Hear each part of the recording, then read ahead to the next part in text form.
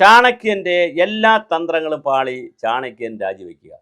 ശരിക്കു പറഞ്ഞാൽ ധർമ്മേന്ദ്ര പ്രധാൻ അല്ല രാജിവെക്കേണ്ടത്, ഇരട്ടച്ചങ്കനായിട്ടുള്ള ചാണക്യനായ അമിത്ഷായാണ് രാജിവെക്കേണ്ടത്. ഞാനിത് പറയാൻ കാരണം, ഇന്നലെ നരേന്ദ്രമോദി എക്സിലൂടെയും അല്ലാതെയൊക്കെ വന്ന് മീഡിയകളോട് സംസാരിക്കാൻ പ്രേരിപ്പിക്കപ്പെടുകയാണ്. വിദ്യാഭ്യാസ സെക്രട്ടറി IAS സസ്പെൻഡ് ചെയ്യുന്നു, മാറ്റുന്നു. ചുരുക്കത്തിൽ മോദിയും അമിത്ഷായും ഒന്ന് പേടിച്ചു.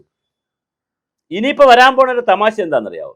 നല്ല രസകരമായൊരു കാര്യമാണ്. ഈ CJP എന്ന് പറയുന്ന കോക്രോച്ച് ജനതാ പാർട്ടി, രജിസ്റ്റേർഡ് അല്ലാത്ത, വിലാസമില്ലാത്ത, സംഘടനാ സംവിധാനമില്ലാത്ത, അങ്ങനെ കൃത്യമായി പണമില്ലാത്ത ഒരാൾക്കൂട്ടം ഇനി 2029 വരെയും മോദിക്ക് തലവേദനയായിരിക്കും. ഓരോ വിഷയത്തിലും അവർ വലിയ സമരം ചെയ്യുന്ന സമരങ്ങൾക്ക് ഇന്ത്യൻ യുവത്വത്തിൻ്റെ സപ്പോർട്ട് കിട്ടുകയും ചെയ്യും. ഈ സമരം കലാപമായി എന്ന് പറയുന്നവരുണ്ട്, പോലീസിനെ പർപ്പസായി ആക്രമിച്ച കേസുകളുണ്ട്, വനിതാ ജേർണലിസ്റ്റുകളെ അടക്കം ആശ്രമിച്ച കഥകളുണ്ട്, ഒക്കെ ഉണ്ട് ഡൽഹിയിൽ. പക്ഷെ അതൊക്കെ തിരിച്ചറിയാനല്ലേ ആഭ്യന്തര വകുപ്പ്? ബീഹാറിൽ നിന്ന് 2 ട്രക്ക് നിറച്ച് കല്ലുകളുമായി യുവാക്കൾ വന്നു എന്നൊരു വാർത്തയുണ്ട്. ശരിയോ തെറ്റോ? ബീഹാറിൽ നിന്ന് കല്ലുകളുമായി വന്നാൽ അവരെ അങ്ങനെ ഒരു ടീം വന്നിട്ടുണ്ടെന്ന് മനസ്സിലാക്കാൻ ഇന്ത്യൻ ആഭ്യന്തര വകുപ്പിന് കഴിഞ്ഞില്ലയോ? ബീഹാറിലെ ആഭ്യന്തര വകുപ്പിന് കഴിഞ്ഞില്ലയോ? ഒരുപാട് ദുഷ്ടശക്തികൾ ബംഗ്ലാദേശിൽ നിന്നും പാകിസ്ഥാനിൽ നിന്നും ഖാലിസ്ഥാനിൽ നിന്നും ഈ സമരത്തിൽ നുഴഞ്ഞു കയറിയിട്ടുണ്ടെന്ന് വാർത്തകൾ ഡൽഹിയിലെ ചാനലുകൾ പലതും പറയുന്നു. ചിലതൊക്കെ BJP ചാനലുകളാണ്, BJPയുടെ ആഭിമുഖ്യമുള്ള ചാനലുകളാണ്. അങ്ങനെ പറയുമ്പോൾ അവർ എന്തുകൊണ്ട് ഇത് നേരത്തെ അറിഞ്ഞില്ല? നമ്മളെ ഇൻ്റലിജൻസ് സംവിധാനം പരാജയമാണോ? കാശ്മീരിൽ ഇതായിരുന്നില്ലേ സ്ഥിതി?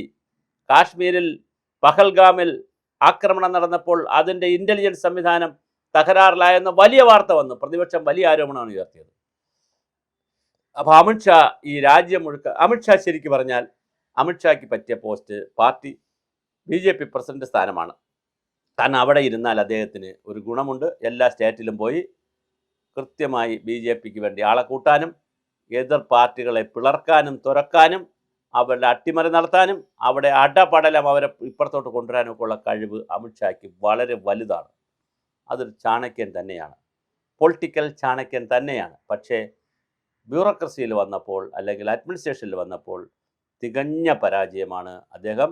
അതിനേറ്റവും വലിയ തെളിവാണ് ഞാൻ ഈ സൂചിപ്പിച്ചതുപോലെ ഡൽഹിയിൽ നടന്ന കലാപം അല്ലെങ്കിൽ ഡൽഹിയിൽ നടന്ന സമരം. നേരത്തെയും കർഷക സമരം നടന്നപ്പോഴും ഇതുപോലെ കുറേ ന്യായങ്ങൾ പറഞ്ഞു. CAA സമരം നടന്നപ്പോൾ ന്യായങ്ങൾ പറഞ്ഞു. FCRAയുടെ പൈസ ഇന്ത്യയിലോട്ട് വരാൻ ഉള്ള സാഹചര്യമില്ലാത്തതുകൊണ്ട് വിദേശ ശക്തികളാണ് ഇതിൻ്റെ പിന്നിൽ എന്ന് പറയുന്നു. ഫിൻലാൻഡിൽ ഇരുന്നു കൊണ്ട് ഇതിൽ കാര്യങ്ങൾ ഇവിടെ ഓപ്പറേറ്റ് ചെയ്തു, അല്ലെങ്കിൽ അവിടെ ചിന്തിച്ച് കൂട്ടിയ കാര്യങ്ങളാണ് ഇവിടെ ചെയ്തത്, അമേരിക്കയിൽ ഇരുന്നു കൊണ്ടാണ് ഇത് ഓപ്പറേറ്റ് ചെയ്തത് എന്നൊക്കെ പറയുന്ന വളരെ വളരെ വ്യത്യസ്തമായിട്ടുള്ള വാദമുഖങ്ങളൊക്കെ മുന്നോട്ട് വയ്ക്കുമ്പോൾ തന്നെ ഇതൊന്നും തിരിച്ചറിയാൻ, ഫിൻലാൻഡിൽ അങ്ങനെ ഗൂഢാലോചന നടന്നെങ്കിൽ, അമേരിക്കയിൽ ഗൂഢാലോചന നടന്നെങ്കിൽ, ലോകത്തെവിടെയെങ്കിലുമൊക്കെ ഗൂഢാലോചനകൾ നടന്നിട്ടുണ്ടെങ്കിൽ അതിനനുസരിച്ചുള്ള ചലനങ്ങൾ ഇന്ത്യയിൽ ചെറിയ ചലനങ്ങൾ ഉണ്ടാകുമ്പോൾ തന്നെ അത് കൃത്യമായി അന്വേഷിക്കുവാനും അതിൻ്റെ പിന്നാമ്പുറം കണ്ടെത്തുവാനും കഴിയാതിരുന്ന ഒരു ഭരണകൂടമല്ലേ ശരിക്ക് ഇതിൻ്റെ ഈ പ്രശ്നങ്ങളുടെ എല്ലാം കാരണം എന്ന് ചോദിക്കേണ്ടി വരും. അങ്ങനെ വരുമ്പോൾ പ്രതിക്കൂട്ടിൽ നിൽക്കുന്ന ഒന്നാമത്തെ പ്രതിയായി അമിത്ഷാ വരേണ്ടി വരും. കാരണം അദ്ദേഹം 2 FCRAയുടെ കാര്യത്തിലും ഹോം വകുപ്പാണ്, ഇതിൻ്റെ ഹോം ഡിപ്പാർട്ട്മെൻറ്റാണ് ഇതിനകത്തൊക്കെ വന്നത്, ഇപ്പോൾ ഈ വിഷയത്തിലും. കാരണം അവിടെ അതോ ഇനി BJP കരുതിയോ ഇത് അത്യാവശ്യം ഒന്ന് കത്തുമ്പോൾ ആരൊക്കെ ഇതിലുണ്ടെന്നറിയാം, CJPയുടെ ഭാഗമായി ഇന്ത്യ മുന്നണിയിൽ ആരൊക്കെ പോകുമെന്നറിയാം, അങ്ങനെ പോകാത്തവരെയൊക്കെ നമുക്ക് പൊക്കാം എന്നുള്ള ചില കാര്യങ്ങളുണ്ടോ? ഇവിടെ BJP ആകപ്പാടെ വിജയിച്ചിരിക്കുന്നത് ഇന്ത്യ മുന്നണിക്കകത്ത് ചെറിയൊരു കലാപം ഉണ്ടായിട്ടുണ്ട്. കാരണം ഇന്ത്യ മുന്നണിയെ വിശ്വാസത്തിലെടുക്കാതെ, ഇന്ത്യ മുന്നണിയിൽ എല്ലാവരുമായി ആലോചിക്കാതെ കോൺഗ്രസ് ഏകപക്ഷീയമായി ഈ സമരം ഹെഡ് ചെയ്തു, അല്ലെങ്കിൽ അറ്റാക്ക് ചെയ്തു, അല്ലെങ്കിൽ ഹൈജാക്ക് ചെയ്തു എന്നൊരു വാദം ഇന്ത്യ മുന്നണിയിൽ കിടപ്പുണ്ട്. അത് മാത്രമാണ് BJPക്ക് ഒരു ആശ്വാസമായിട്ടുള്ളത്. ബാക്കി തലവേദന തന്നെയാണ് BJPക്ക്. ആ തലവേദന സൃഷ്ടിച്ചതിൽ അമിത്ഷാ എന്ന് പറയുന്ന മോദിയുടെ രണ്ടാമൻ എന്ന് പറഞ്ഞുകൂടാ, ഒന്നാമൻ തന്നെ, ലക്ഷ്മണനും പിന്നെ എന്താണ് രാമലക്ഷ്മണന്മാരെ പോലെ, കാട്ടിലും കൂടെ നിന്ന രാമലക്ഷ്മണന്മാരെ പോലെ, രാമനോടൊപ്പം നിന്ന് രാമലക്ഷ്മണന്മാരെ പോലെ എന്ന് പറയുന്ന കഥ പറയും പോലെ, അല്ലെങ്കിൽ പിന്നെ മല്ലനും മാധേവനും എന്ന് പറയുന്ന പോലെ ഈ പിന്നെ നരേന്ദ്രമോദിയും അമിത്ഷായും ഒറ്റ ചിന്താഗതിയിൽ പോകുന്നവരാണ്. അങ്ങനെ ഇടത് കൈയും വലത് കൈയുമായി പോകുന്ന ഇവർ ഇടമലം തിരിയാതെ അവർ എന്ത് ചെയ്തുകൊണ്ടിരുന്നു? ഒന്നുകിൽ മോദി വിദേശ രാജ്യങ്ങളിലെല്ലാം കറങ്ങിക്കൊണ്ടിരുന്നു, അമിത്ഷാ ഇന്ത്യൻ സ്റ്റേറ്റുകൾ പിടിക്കാൻ കറങ്ങിക്കൊണ്ടിരുന്നു. ഇത് രണ്ടും നടക്കുന്നതിനിടയിൽ ഡൽഹിയിൽ വളരെ കൃത്യമായി സമയബന്ധിതമായി ജൂലൈ മാസത്തെ സമരം ആസൂത്രണം ചെയ്യേണ്ടവർ ആസൂത്രണം ചെയ്തു. അവർ വന്നു നടത്തി.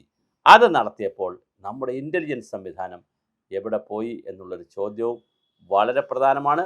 പിന്നെ ഈ വിദ്യാർത്ഥികൾ ഉയർത്തിയ വിഷയങ്ങൾ, അതിൽ മെരിറ്റ് ഉണ്ടായിരുന്നെങ്കിൽ, മെരിറ്റുള്ള വിഷയങ്ങളാണല്ലോ അവർ പറയുന്നത്, ആദ്യമേ തന്നെ ഒരു ചർച്ച ചെയ്ത് ഈ വിഷയങ്ങൾ പരിഹരിക്കാമായിരുന്നില്ലേ?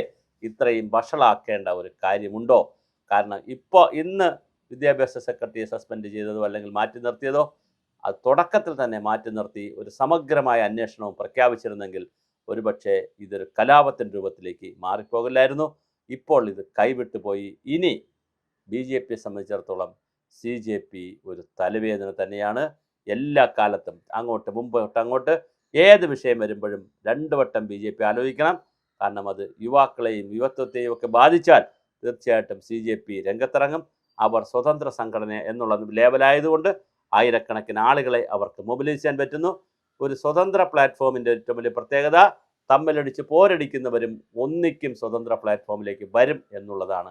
CPIയും CPIയും കോൺഗ്രസും എല്ലാ പാർട്ടികളും, ഭരണകക്ഷികൾ ഒഴിച്ച് എല്ലാ പാർട്ടികളും പരസ്പരം തല്ലുന്നവരും പോരടിക്കുന്നവരും ഒന്നിക്കാത്തവരും ഒന്നിച്ച് വരാത്തവരും എല്ലാവരും ഒരു ഒറ്റ പ്ലാറ്റ്ഫോമിലെത്തുന്ന കാഴ്ചയാണ് നമ്മൾ കണ്ടത്.